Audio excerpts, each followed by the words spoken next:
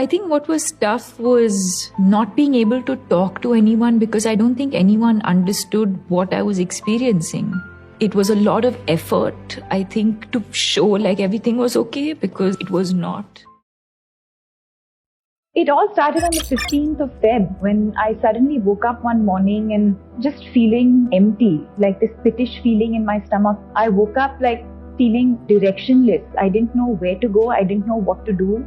And luckily at that time, they come every few months and spend some time with me. And actually that was the day that, I think a day or two after that, they were leaving or something like that.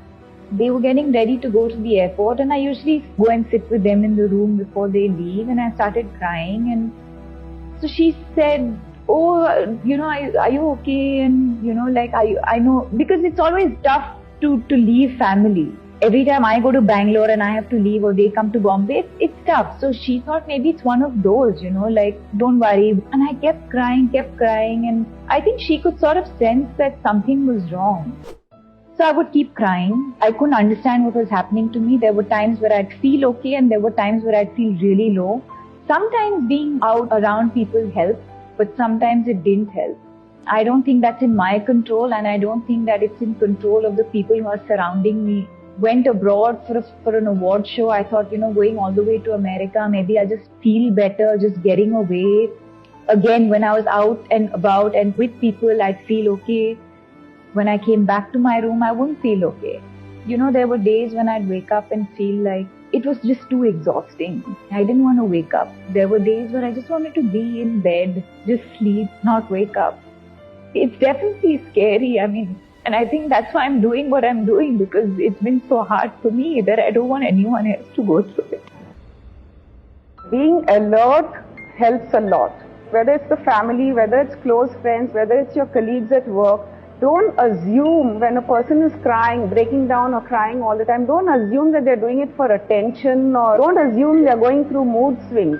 If it's happening repeatedly, have a chat with them, find out what's bothering them, and then try to get in a counselor. Convince the person that you need to see a counselor. And then if required, it's the counselor who will put you onto a doctor. And the person concerned needs a lot of convincing. You need to convince them that, look, just as it's like any other ailment, just as you could be having any other physical ailment, this is a mind ailment. You need to see a doctor, you need to take medication.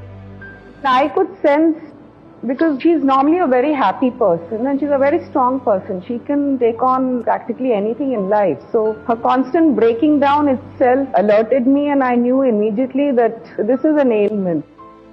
Sometimes people who don't really understand what anxiety and depression is all about, sometimes, hey, come on, you'll be okay, and like acting happy in front of the person or playing loud music. And for me, it had completely opposite effect. And I started questioning a lot of like strange questions in my head, like, oh, why is that person so happy? Then why am I so sad? And then I start feeling even worse.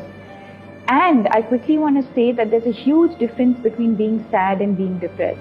Sadness comes from a different place in my body and in my stomach. Having anxiety and going through depression comes from a completely different, and it does something completely different to my body.